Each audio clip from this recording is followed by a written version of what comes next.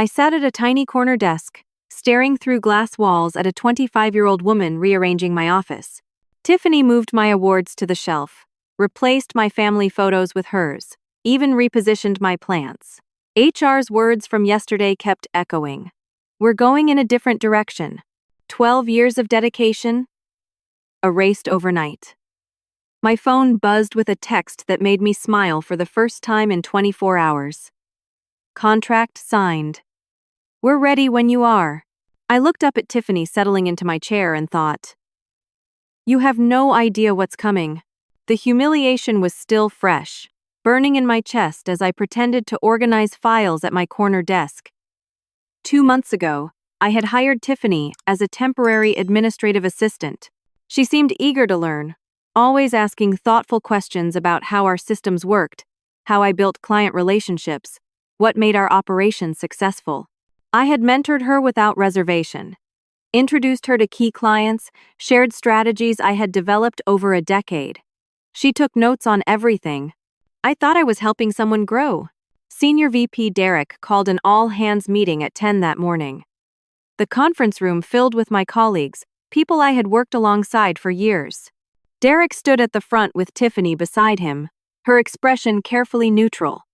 My stomach twisted. Derek announced that Tiffany would be taking over as Director of Operations, effective immediately. My former title. My former responsibilities. The room went silent. Eyes darted toward me, then quickly away. Tiffany stepped forward and delivered what was clearly a rehearsed speech about bringing fresh perspectives and innovative approaches to the role. The phrases she used were mine, ideas I had shared with her over coffee, in casual mentoring conversations. Thinking I was investing in someone's future, she had memorized them, packaged them, and presented them as her own vision. After the meeting ended, I walked to the break room on autopilot. My hands shook as I poured coffee I didn't want. Lauren, my closest colleague and friend for 6 years, found me there. Her face was flushed with anger. Susie, I can't believe they did this to you, she whispered, glancing toward the door. This is wrong on every level. Did you know? I asked. Not until yesterday. But I've been noticing things. Lauren leaned closer. Tiffany has been having private lunches with Derek for the past 6 weeks. I saw them at that Italian place downtown twice. I thought it was just networking, but now. She paused. Susie, she was learning from you to take your job. The whole time. The realization hit me like cold water. Every question Tiffany had asked. Every conversation we'd had. Every piece of knowledge I'd shared. It had all been strategic. She hadn't wanted to learn. She'd wanted to replace me. I left the break room and walked straight to Derek's office. I needed answers. I deserved that much. Derek barely looked up from his computer when I entered. Susie. What can I do for you? I want to understand what happened, I said, keeping my voice steady. I've given this company 12 years. My performance reviews have been excellent. What changed? He finally met my eyes, and the coldness there shocked me. The company needs younger energy. Digital native leadership. Someone who understands where business is heading. Not where it's been. I'm 35 years old, Derek. I'm hardly outdated. Maybe this is a good time for you to explore other opportunities. He turned back to his screen, dismissing me. HR will discuss your transition plan. I understood then. This wasn't a sudden decision. This had been planned for months. Maybe longer. They had brought Tiffany in specifically to replace me, trained her using my own expertise, and now expected me to quietly disappear. I returned to my corner desk, numb. My personal laptop sat in my bag, separate from the company computer they had issued me. I pulled it out carefully, making sure no one was watching. For the past 6 months, I had been building something, a backup plan I started when I first sensed instability in the company, when I noticed Derek's increasing distance, when small comments made me feel undervalued. I opened a folder labeled Consulting Plans. Inside were communications with potential business partners, Contracts I had been negotiating quietly. Client relationships I had maintained through personal connections rather than company systems. I had registered a business 3 months ago under my own name, kept it dormant, waiting to see if I would ever need it. I had been careful to do everything on my own time, my own equipment, completely separate from company resources. The text I had received earlier was from my lawyer, confirming that incorporation papers were finalized. I had 3 clients ready to sign with me the moment I left this company. It wouldn't replace my full salary immediately, but it was a foundation. Then my email pinged. The subject line made my blood run cold. Mandatory non-compete agreement. Sign by end of day. I opened it with shaking hands. The document was 12 pages of dense legal language, but the core message was clear. If I signed, I couldn't work in this industry for 2 years within a 500-mile radius. I couldn't consult, couldn't advise, couldn't so much as have coffee with a client. And if I didn't sign, they would terminate me for cause and contest any unemployment benefits. Derek and Tiffany had thought of everything. They knew I was too skilled, too connected to leave in the market. This wasn't just about replacing me. This was about neutralizing me as a potential competitor. The trap was closing, and I had walked right into it. I left work early, my mind racing through options. None of them were good. I drove across town to meet Patricia, an attorney I had known since college. She worked in corporate law, and I trusted her judgment completely. Patricia's office was in a renovated building downtown. She cleared her desk and spent 40 minutes reviewing the non-compete agreement while I sat across from her, anxiety building with each page she turned. Finally, she looked up. "Susie, this is enforceable." Whoever wrote this knew exactly what they were doing. The geographic restriction is reasonable. The time frame will hold up in court. And they've included industry-specific language that covers every loophole I might normally exploit. What does that mean for me? It means if you sign this, you're done in this industry for 2 years.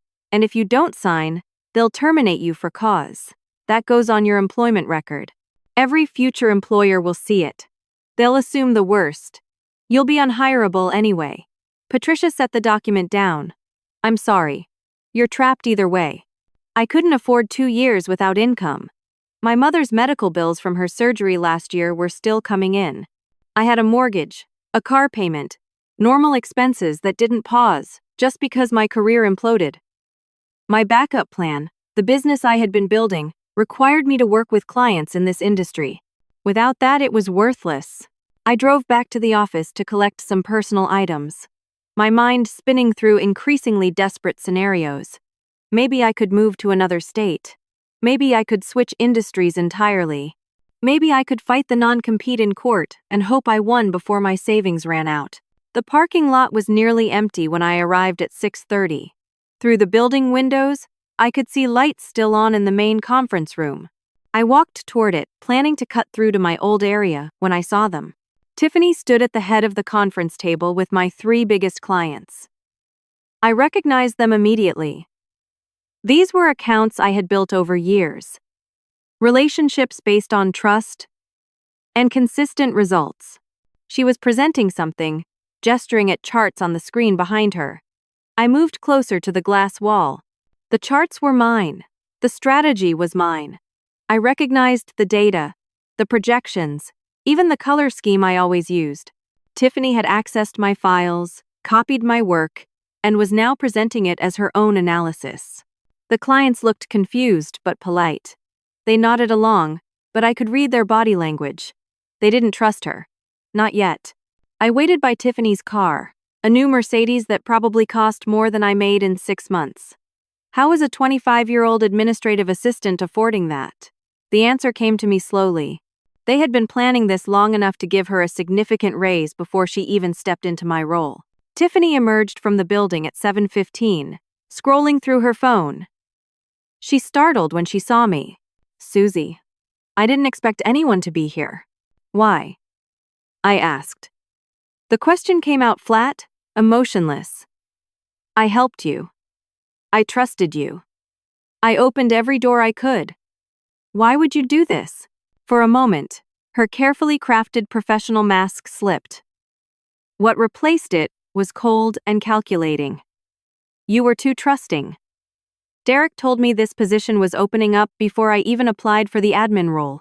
You were always temporary, Susie. They wanted someone younger, cheaper, and more flexible with company policies. Flexible how? You're too ethical for this business. You ask too many questions. Double-check too many numbers. Care too much about doing things the right way. She moved toward her car. That's why you'll never really succeed. Success requires compromise. You're too rigid. She drove away, leaving me standing in the parking lot, shaking with rage. I sat in my car for 20 minutes before I could trust myself to drive.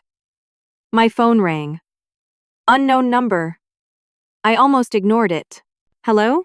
Susie, this is Jeremy, one of the clients from the conference room. I'm calling from my personal cell because I don't want this going through company lines. My heart jumped.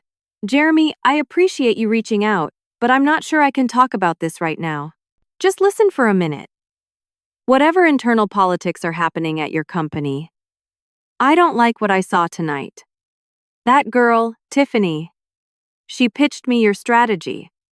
I know your work when I see it, but when I asked her specific questions about implementation, she couldn't answer them. She didn't understand her own presentation. I'm not surprised. Susie, would you be willing to work with me independently? I don't care about their organizational chart. I care about results.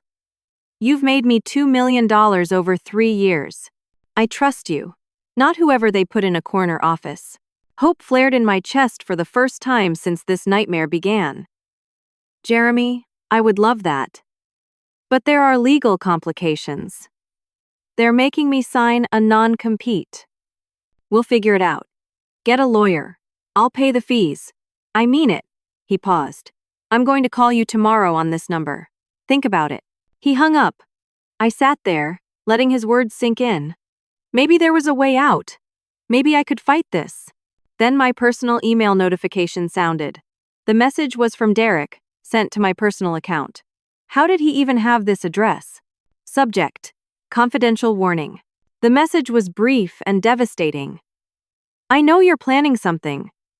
I've been in this business 20 years. That non-compete covers consulting too. If you so much as email a client, I'll sue you personally for tortious interference and theft of trade secrets. I will destroy you. Sign the agreement tomorrow, or I'll make sure every company in this industry knows you're a liability. Below the message was an attachment. I opened it with trembling hands. Screenshots. Images of my personal laptop screen from this morning. My business registration documents. My communications with potential partners. My client list. My entire backup plan, captured in perfect detail. They had been watching me. Even on my personal device. I must have connected to the company Wi-Fi at some point, and they had installed monitoring software without my knowledge. Everything I thought was private. Everything I had been building in secret. They had seen it all. I was trapped. Completely, utterly trapped. I didn't sleep that night. I sat at my kitchen table, reviewing every option I could think of. By morning, I had accepted the truth. I had no choice but to sign. The HR office felt like a funeral. Brenda, the HR director, had the non-compete agreement ready, multiple copies arranged neatly on her desk. She smiled sympathetically, but it felt practiced. We really do appreciate your years of service, Susie. This is just business, nothing personal. I signed on every line she indicated. My hand shook so badly that my signature barely looked like my own. Each stroke of the pen felt like I was erasing my future. There we go, Brenda said, gathering the papers. Now, about your new position. I looked up. New position? Oh, yes. We're transitioning you to Special Projects Coordinator. You'll be supporting various departments on an as-needed basis. It's a great opportunity to broaden your skill set. The title was meaningless. I would have no direct reports, no client contact, no real responsibilities. And when Brenda told me the salary, I understood the full picture. It was a 40% pay cut. Take it or leave with nothing, Brenda said, her smile never wavering. We think 2 months should be enough time for a proper transition. They needed me to stay just long enough to extract every piece of knowledge I had left. Then they would discard me completely. But I needed the income, even reduced, while I figured out my next move. I accepted. Tiffany scheduled daily knowledge transfer meetings starting that afternoon. She arrived with a digital recorder, a notebook, and a list of questions clearly prepared in advance. She wanted everything: client preferences, pricing strategies, negotiation tactics, personal details about decision-makers at our biggest accounts, their birthdays, their children's names, their hobbies, their vulnerabilities. "Tell me about Jeremy," she said during our second session. "He seemed resistant in our meeting. How do you manage him?" Jeremy values honesty and technical expertise. He asks detailed questions because he wants to understand the strategy, not just approve it. "But how do I get him to trust me?" "You earn it over time. You deliver results, and you're transparent about challenges." Tiffany frowned. "That's going to take too long. There must be shortcuts. What does he like? What can I offer him?" I realized she wanted me to tell her how to manipulate people I had spent years building genuine relationships with. I gave her vague, technically accurate answers that would be useless without real understanding. But she kept pushing, kept recording, kept taking notes. Lauren stopped talking to me entirely. She avoided eye contact in hallways. Suddenly became busy whenever I entered a room. On Thursday, I found out why. She had been promoted to my former second-in-command position under Tiffany. She sent me an email rather than speaking to me in person. "I have a family to support. I can't risk being associated with you right now. I'm sorry."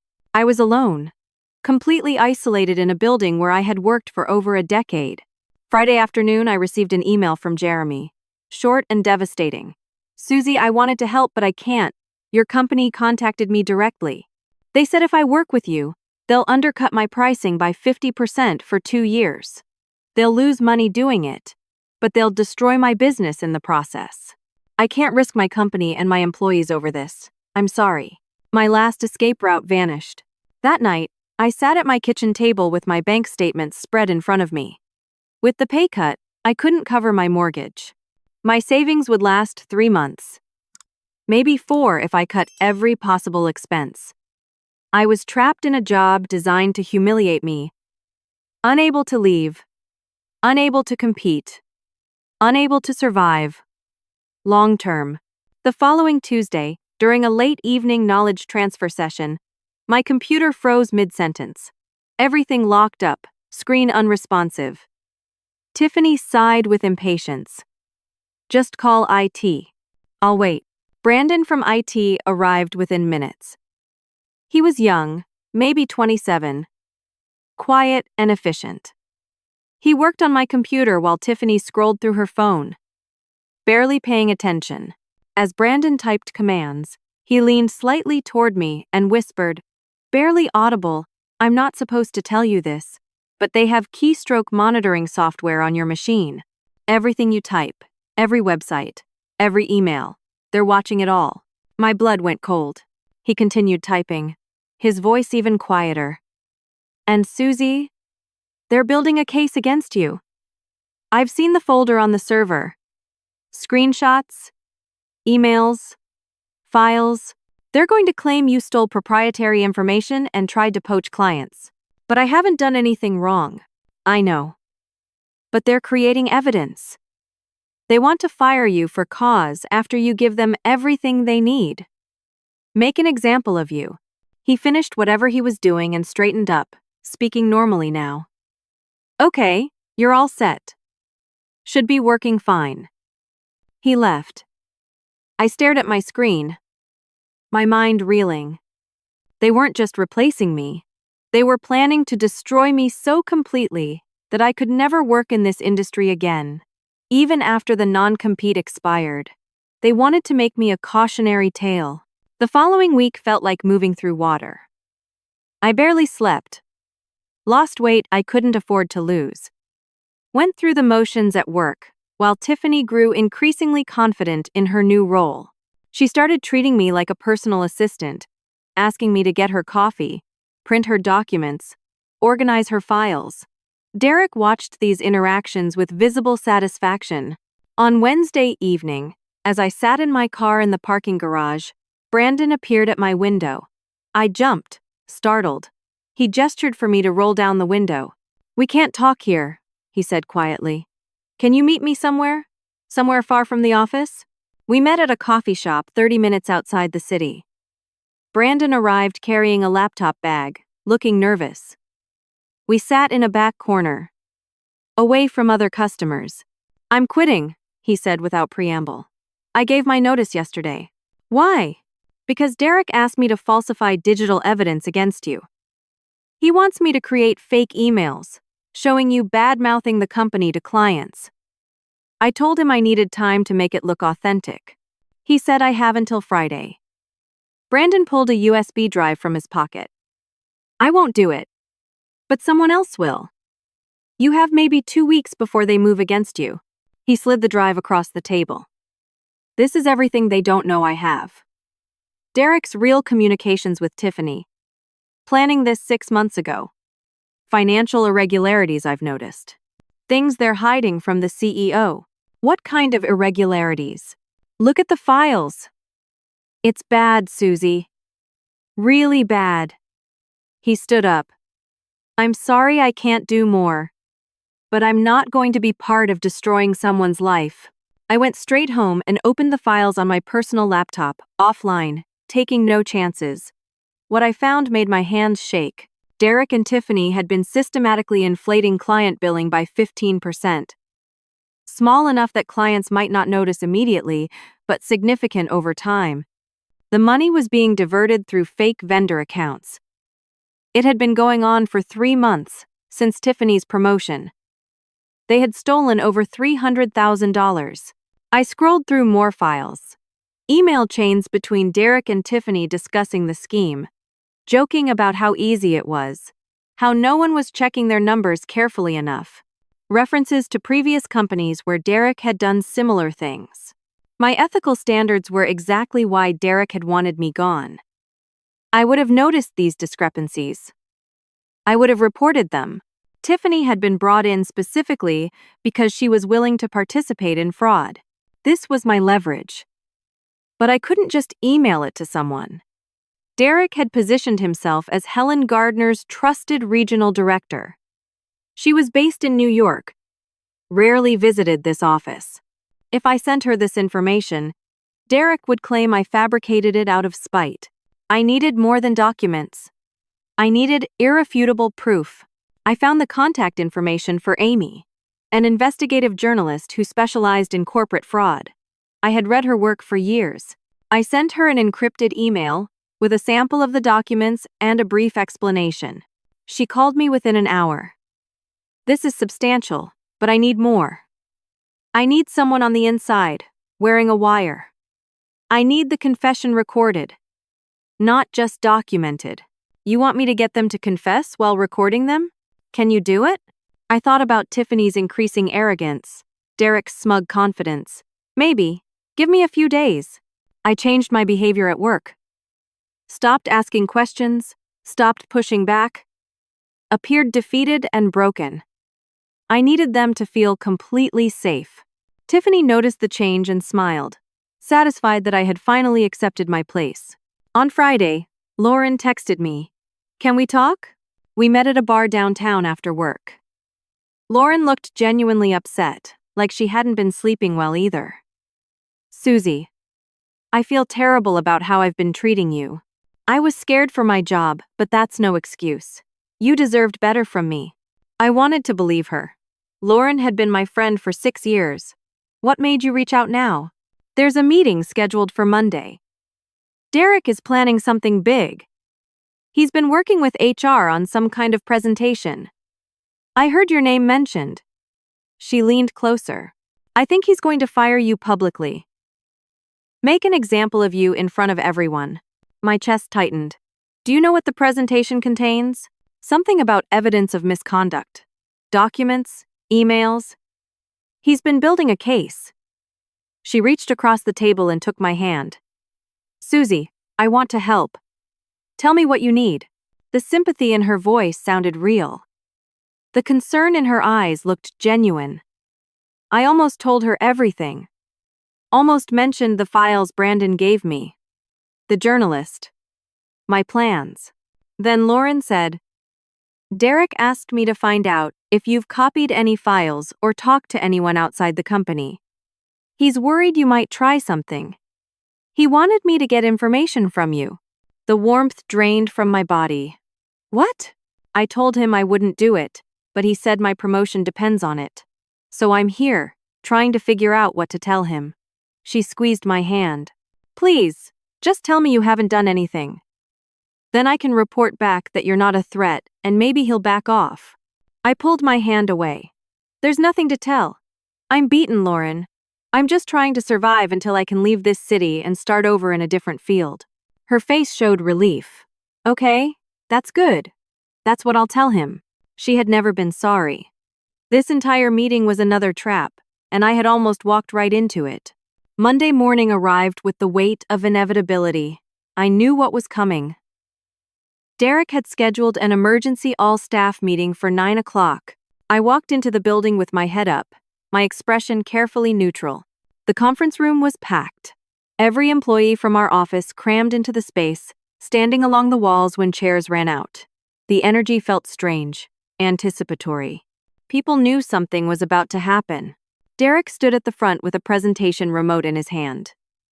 Brenda from HR sat beside him, her expression professionally blank.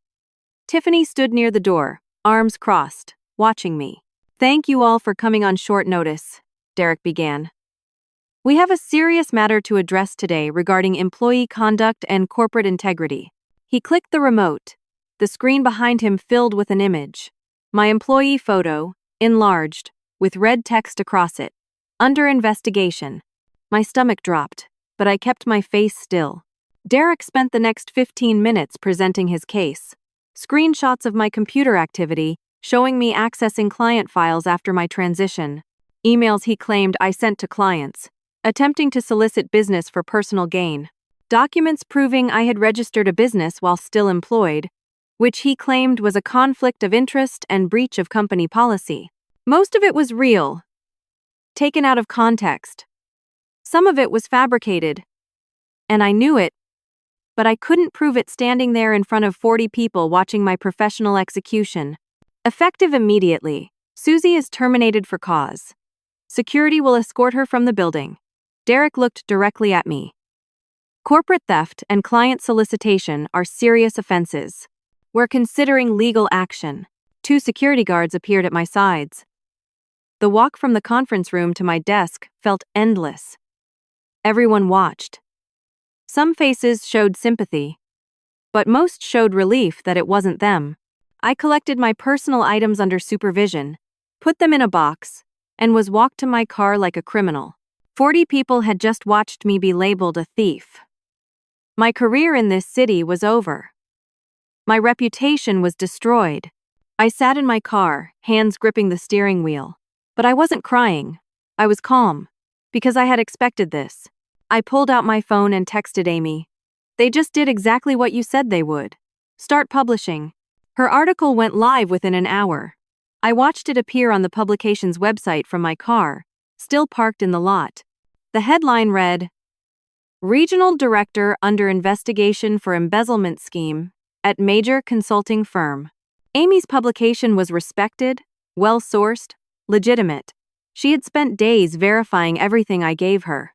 The article named Derek and Tiffany specifically, detailed the billing fraud, showed patterns of financial misconduct, quoted anonymous sources who corroborated the scheme. My phone started ringing immediately. Other journalists calling for comment. I didn't answer. Within 2 hours, Derek sent a company-wide email denying everything. He called the article lies spread by a disgruntled former employee, said I had fabricated documents to avoid accountability for my own misconduct, threatened to sue the publication for defamation. He was doubling down, using the institutional power of the company to paint me as the villain. And it was working. I watched social media fill with comments from people who worked at the company defending Derek, calling me vindictive and dishonest. That evening, while I sat at home trying to process the day's events, someone knocked on my door. Loud, official. I looked through the peephole and saw police officers. They had a warrant. Derek had filed criminal charges against me for theft of proprietary information and computer fraud.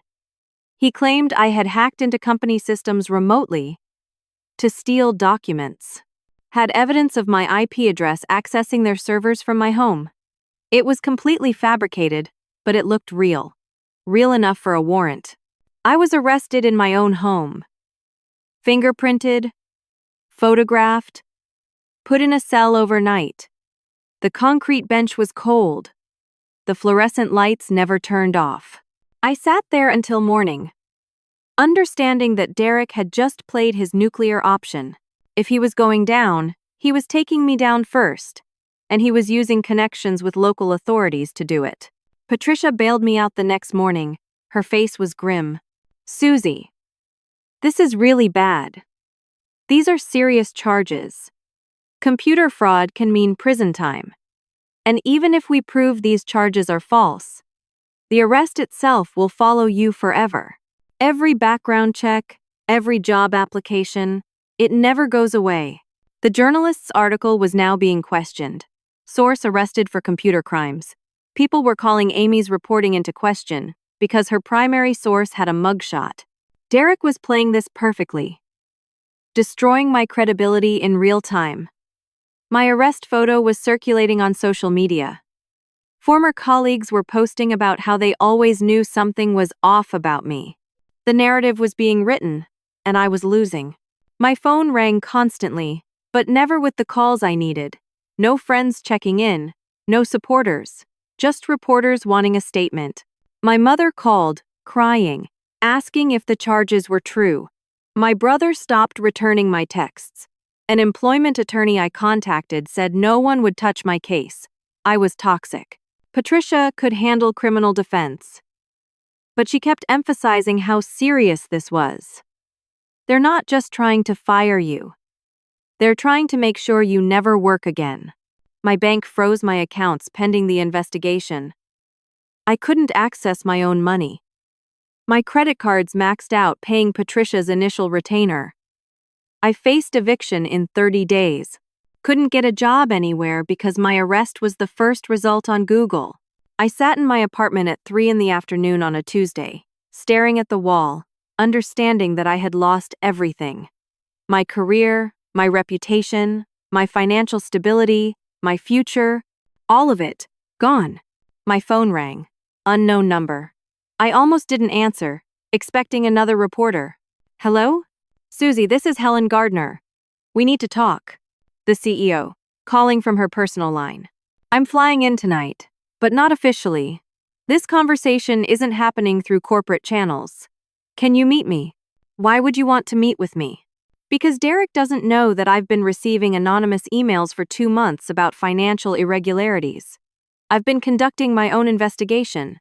I know about the billing fraud. I know what they did to you. But I needed them to feel safe enough to continue so I could prove it. So I could build a case that would hold up in court. And I needed you to be desperate enough to give me what I needed to take them down." The words hit me like ice water. "You knew. You watched this happen." "I did. And now Derek has gone too far with this arrest. We're going to fix this, tonight." Helen came to my apartment at 8 that evening. She arrived in a rental car, wearing jeans and a simple jacket. "Nothing about her," said CEO of a national corporation. She looked like someone trying not to be noticed. I let her in. We sat at my kitchen table. The same table where I had reviewed my ruined finances just hours before. "Tell me what you want from me," I said. "The truth first. I've been CEO of this company for 20 years. I built it from a 5-person operation. I know when something is wrong in my organization." Helen pulled out a tablet. "Derek has run this regional office with too much autonomy.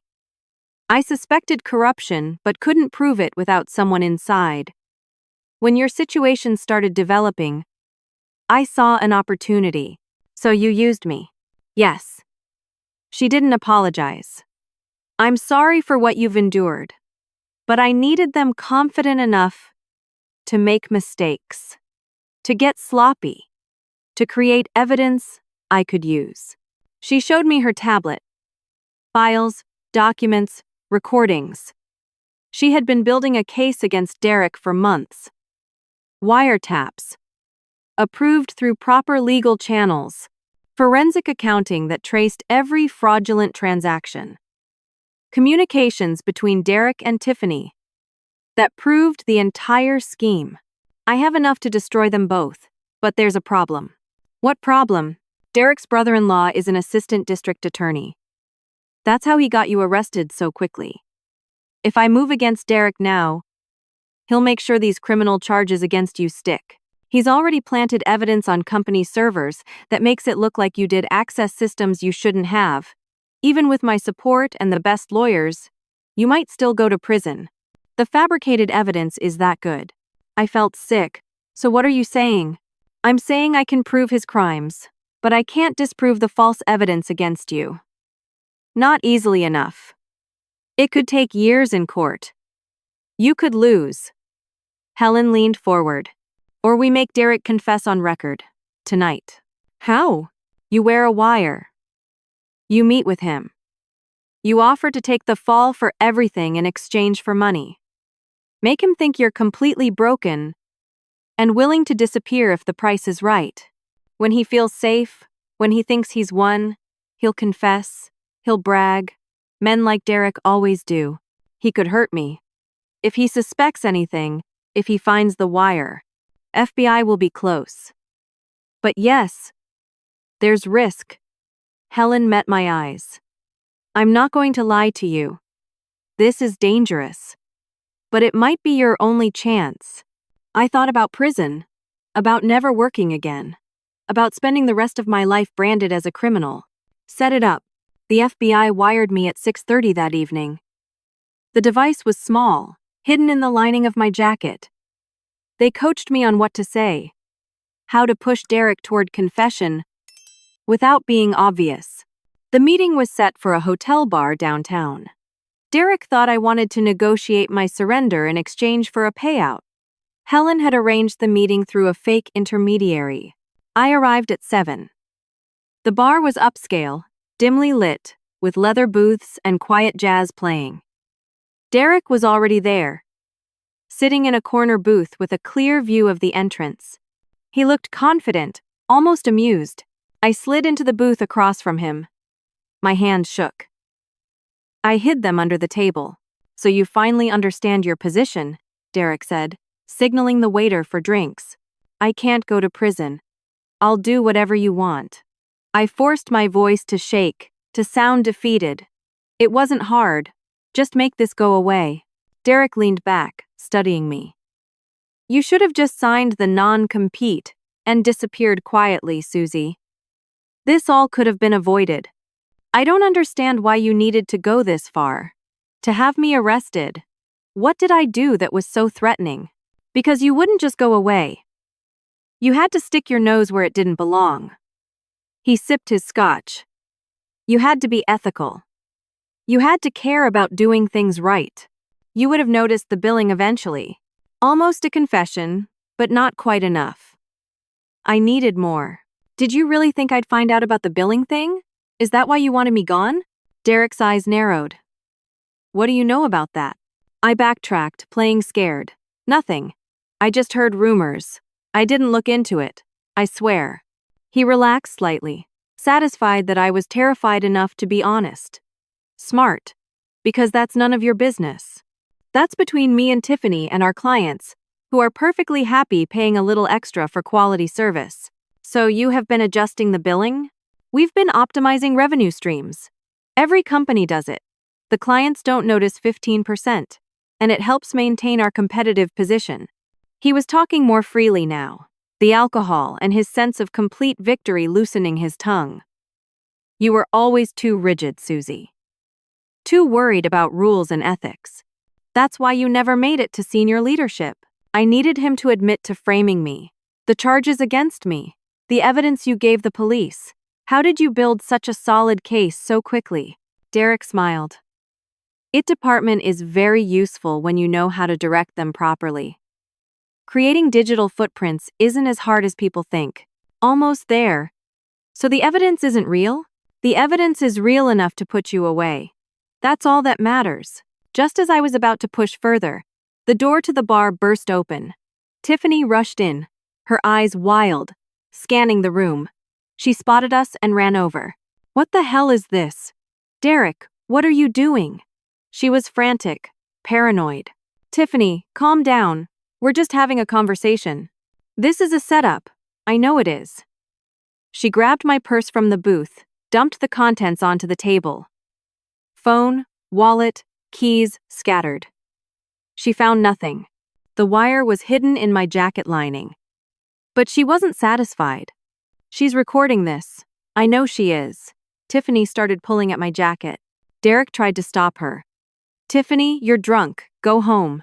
You idiot. She's working with someone. With the FBI, probably. This whole thing is a trap. She was screaming now. Security was approaching. Derek and Tiffany pushed past me, rushing toward the exit. The FBI couldn't move in without blowing the entire operation. The recording was incomplete. Derek had admitted to billing fraud, but nothing definitive about framing me. A defense attorney would shred it. Entrapment arguments. He was drinking. Not enough. In the FBI van afterward, Helen was furious. We had one shot at this. The agent in charge shook his head. We got him admitting to overcharging clients, but nothing about fabricating evidence against you. It's not enough for the criminal charges against you. So what now? I asked. Now Derek knows you're actively working against him. He'll accelerate everything. He'll push the DA to prosecute you immediately. You might be charged within days. I went home in the dark, sat on my couch with all the lights off. Everything had failed. I tried to fight back and only made it worse. My court date was in 1 week. Patricia had called earlier. Derek's lawyer filed a motion to expedite the trial. They wanted me tried next month. They were pushing for 5 years in prison. My phone rang at 2 a.m. Unknown number. I stared at it, debating whether to answer. Finally, I did. Susie?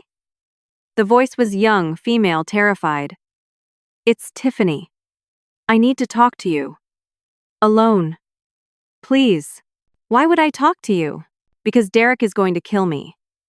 She was crying, the words tumbling out in panic. I'm not the one who planned this. It was all Derek. He told me we'd make extra money and everything would be fine. But now the FBI is investigating, and he told me tonight that if anyone goes down, it's going to be me. He's been creating evidence that makes me look like the mastermind. I'm 25 years old, Susie. I'm going to prison for something he planned. I sat up. What are you talking about? He showed me what he's built. Emails from my account that I never sent.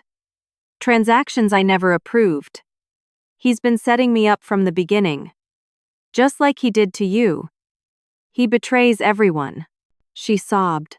I'll testify. I'll confess to everything. All of it. But you have to help me, please. I'm scared.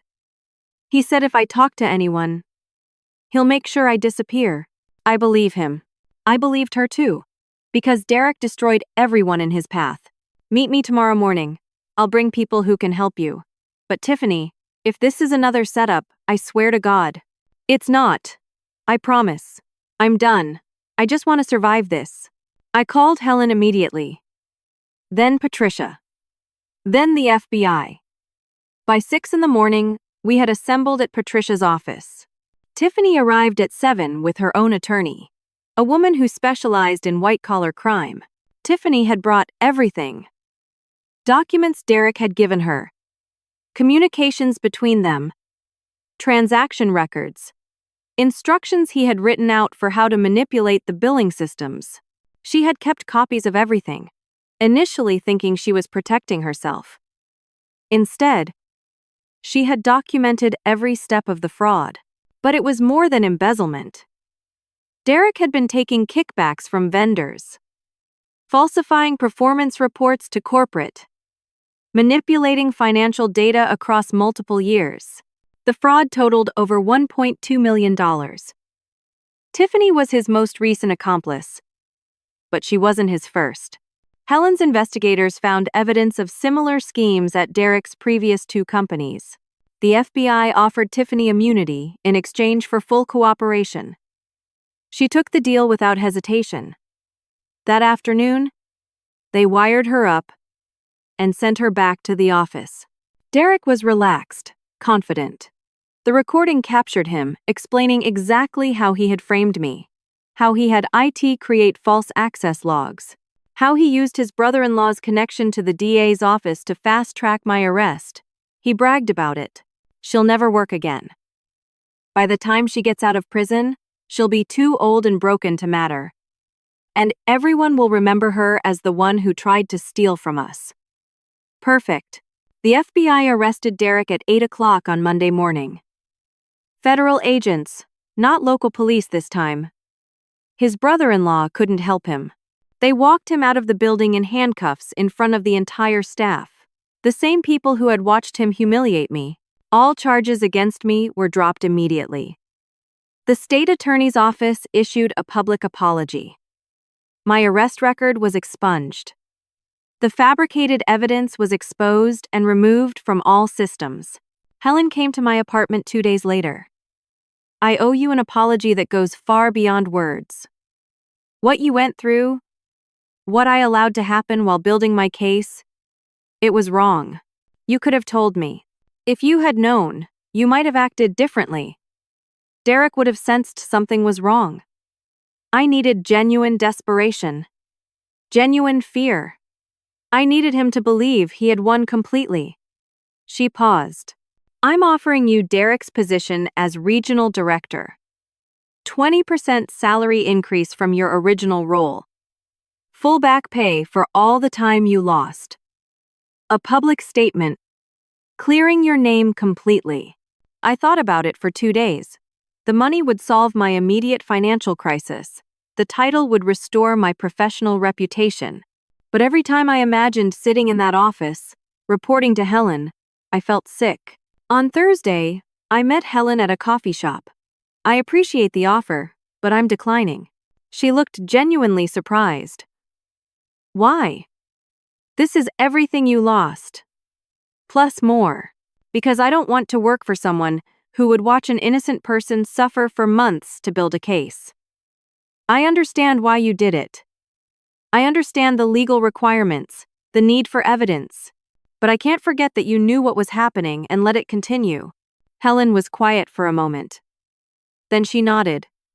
I respect that. What will you do? I smiled. Remember that plan B I was building? The non-compete was void, signed under duress, part of an illegal scheme, completely unenforceable. My lawyer confirmed it in writing.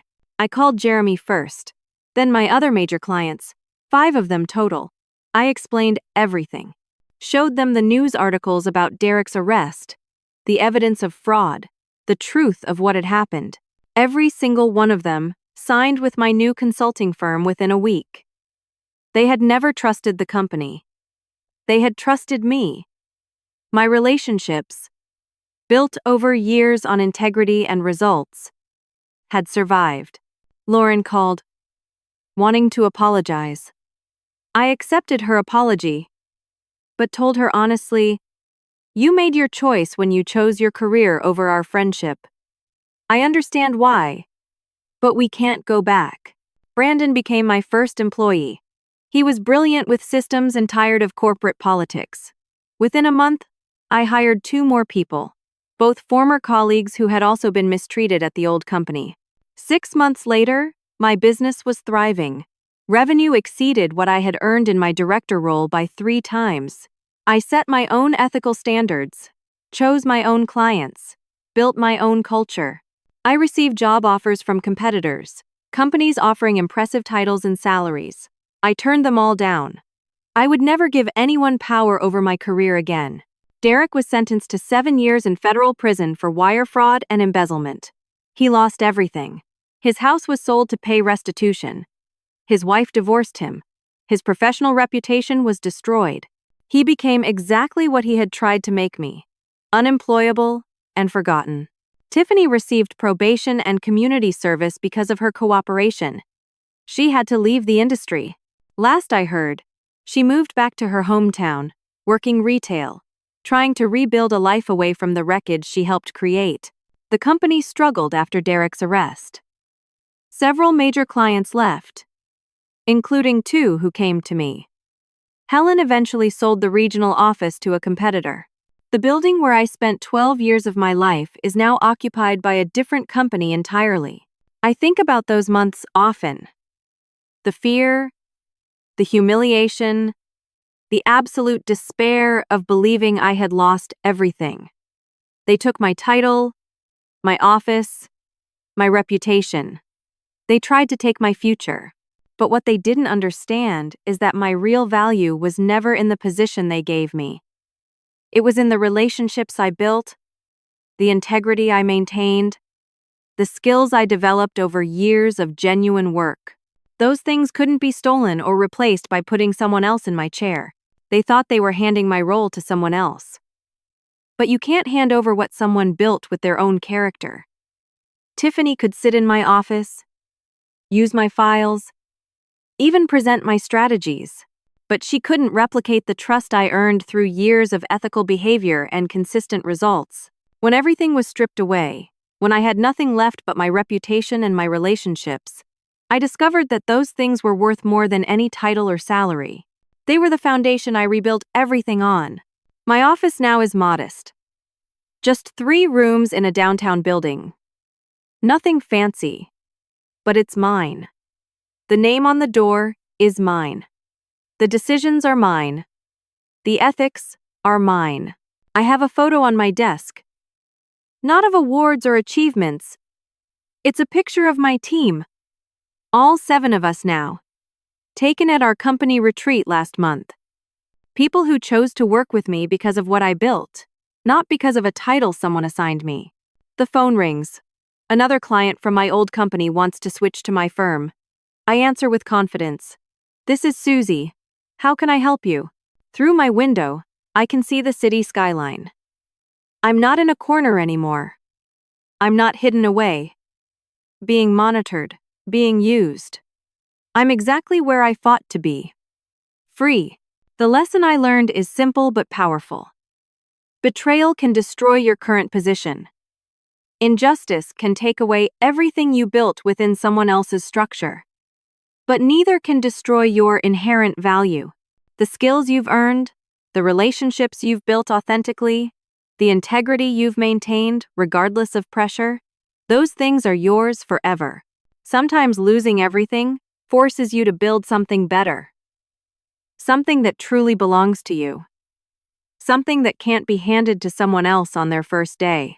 I spent 12 years building a career in someone else's company. I lost it all in 12 weeks.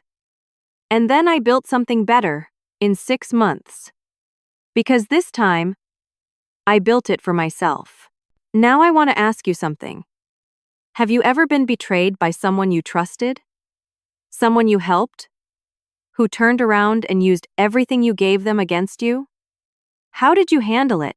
Did you fight back? Or did you walk away? What would you do if someone tried to take credit for your years of hard work? Leave your thoughts in the comments below. I read every single one, and your stories matter. If this story resonated with you, please hit that like button. It helps more people who might be going through similar situations find this video and know they're not alone. And if you haven't already, subscribe to this channel. I share stories of resilience, betrayal, and triumph every week. Real stories about real people facing impossible situations and finding their way through. Share this video with someone who needs to hear it. Someone who's facing workplace betrayal. Someone who feels trapped. Someone who needs to know that losing everything isn't the end. It might just be the beginning of something better. Thank you for listening to my story. Thank you for being here, for your support. for taking the time to engage with these experiences. I hope wherever you are in your own journey, whether you're facing your own battle or celebrating your own victory, you remember that your value isn't determined by anyone's opinion of you. It's determined by who you are when everything else is stripped away. Take care of yourselves. Stay strong. And remember, the best revenge isn't destruction. It's building a life they can't touch.